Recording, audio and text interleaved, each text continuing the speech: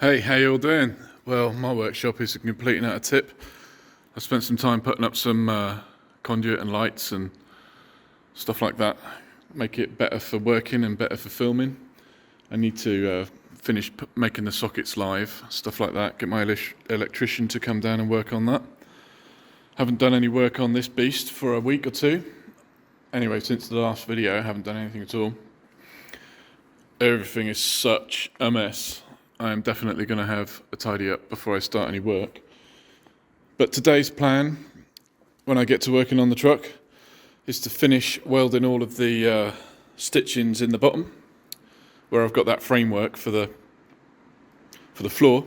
I'm going to go ahead and finish welding those in, and basically compile a list and work through it of things which I need to do before putting paint on.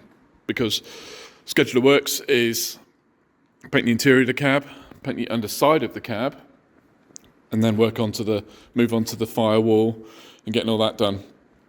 Underside, I'm going to use bed liner. I was going to use Raptor, but I think I'm going to use something else, which is pretty much the same thing, just a urethane paint, truck bed liner.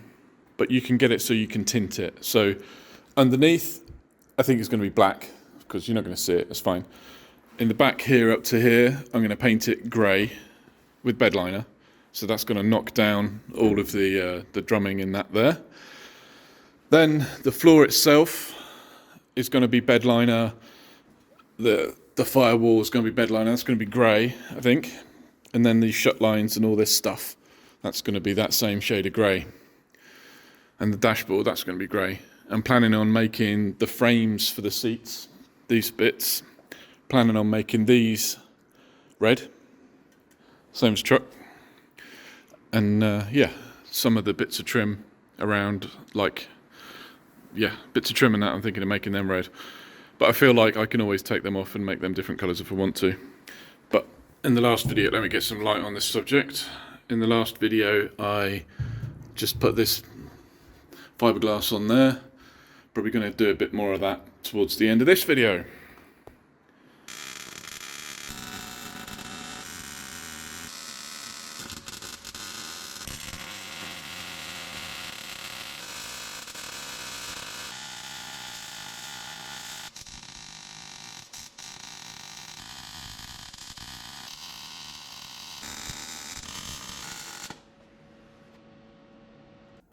Well, there you go.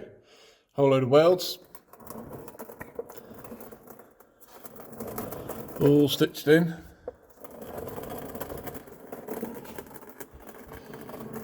Ready for putting some seam sealer or bed liner or both. Feeling pretty good about it, to be honest. Well, I was kind of expecting it, but the floors, they warped somewhat when I was welding them, and I was thinking to myself, am I okay with that or not? I really wanted a nice flat floor, and it's kind of like a prerequisite, if that makes sense. Now I pushed this one up with the trolley jack and a fire extinguisher, empty, but yeah, I think I can work with that, and I'll put another spar cross member along there, just behind where all these holes are, and I think that's going to help with the strength anyway. Not that I feel it needs it, but I want a nice flat floor.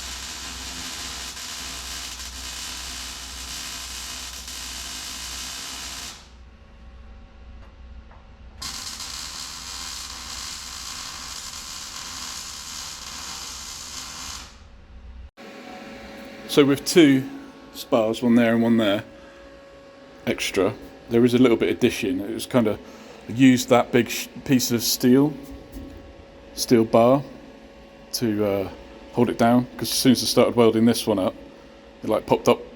It's like, yep. I think I could have done this with more thought when it comes to the heat. So I guess a bit of impatience really came in. But in general, I don't think it's going to hurt to have an extra spar. Just climb under there and show you. So I've got this one in this end. This is driver, and then that one's passenger. And it is a little bit like that, but I'm just going to leave it. I'm not going to put an extra one in the middle.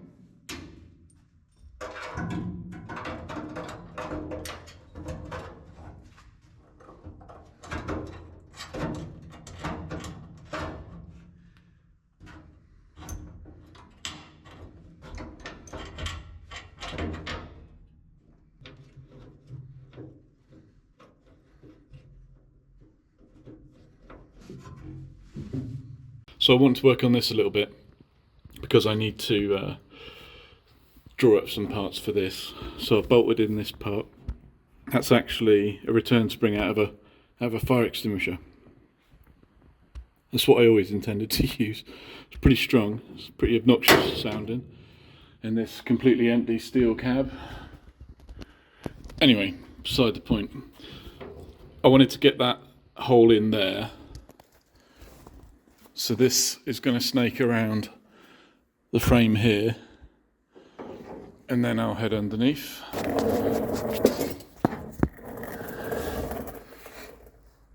So it will then present like here, for instance, and I'll make a bracket. Yeah, I'll make a bracket or a cross member or something like that, which will have a bar connected to that, which will then be connected to this part, which is then in turn connected to that, which is then connected to that, which then makes the brakes do stoppies.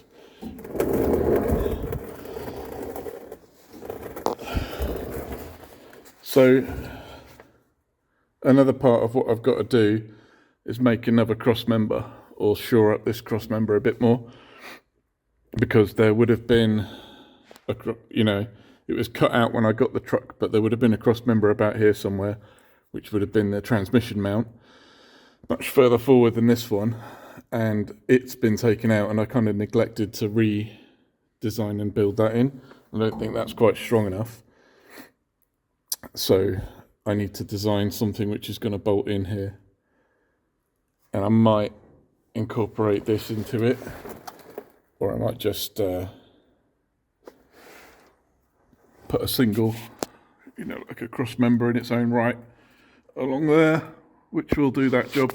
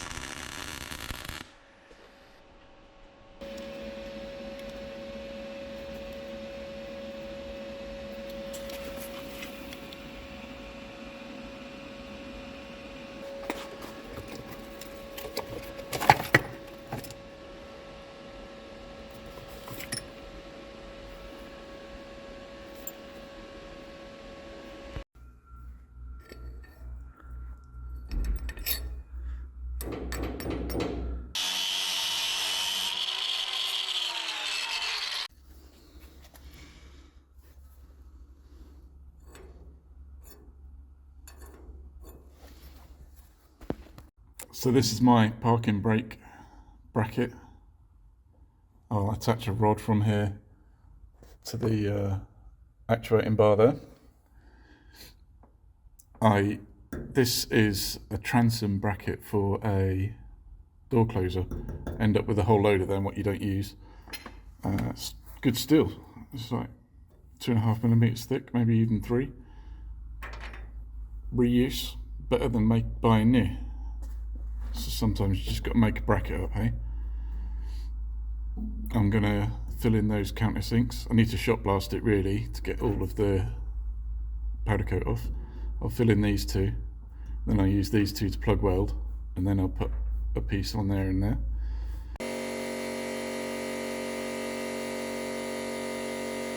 I think before I do any more body work on this thing, I want to get the engine height sorted out.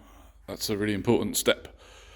So what I'm going to do is, I think I want to mount up the steering column and then put the engine and then offer it all up. I think that's my task for today, if I can get the rest of that. If I can spend the rest of the day getting the engine in its correct spot. Otherwise I'll scheme some other way around doing it. Engine's back in. I've centered the output shaft of the transmission on the frame rails. Now, this is Speedway mount bracket, so I got this piece made up. Now, this one's bolted in nicely here. And look how far off that one is. If I lowered the engine, I mean, I might have gotten this piece not quite level, I guess. That's possible. But I had this all jigged up with jacks and everything. Pretty confident with that. But with these mounts and this thing, it's so far off. So far off. So I've got the engine like level.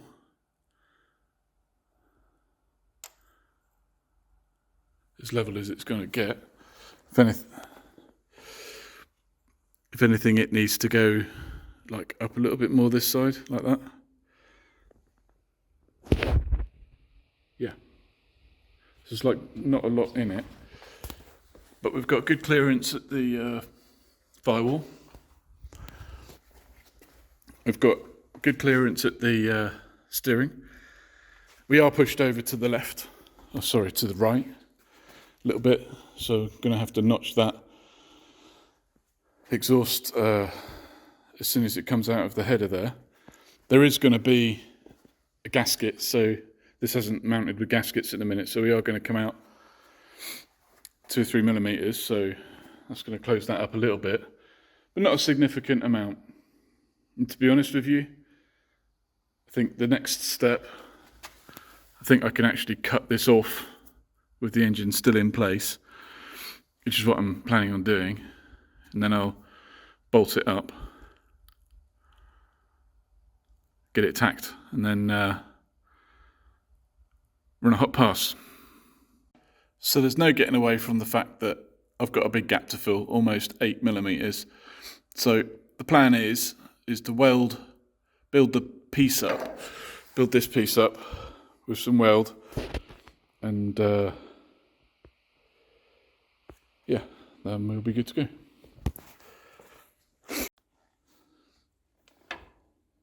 So that looks like more reasonable of a gap. Try not to touch the really hot bit of steel with my fingers again. Line it up to where it wants to be, kind of like there. Got some nice V's there to fill in. Get the camera moved over here, get it tacked in, get the engine out, get it welded in. Job done.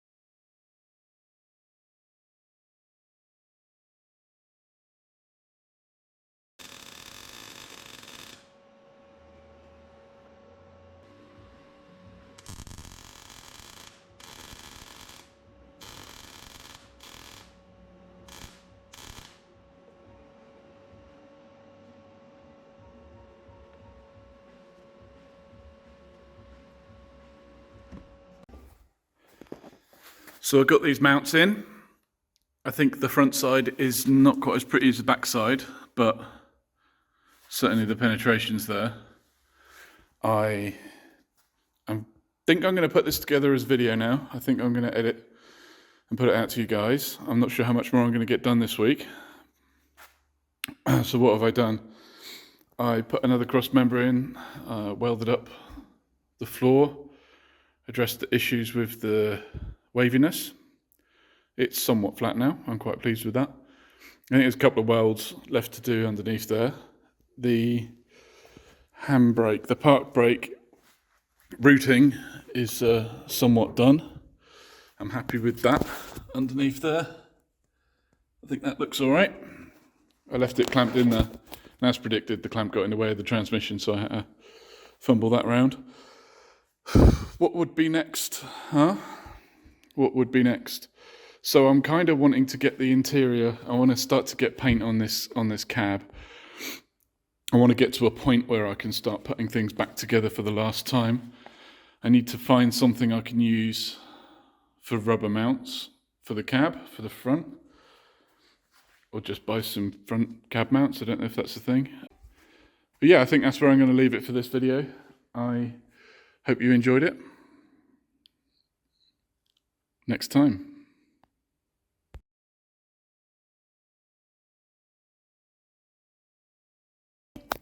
Right, a little bit of test filming to see how these lights are. Oh yeah. Yep, you don't even... Oh, you get them a little bit in the shot there. Still going to need some extra lights for these bits. What do you think, Luke? Very bright. It's got strip lights there. Got 4 floodlights there. Plus the lights that are on the roof. Yeah, those ones I've switched off because they make the image green. Don't like that.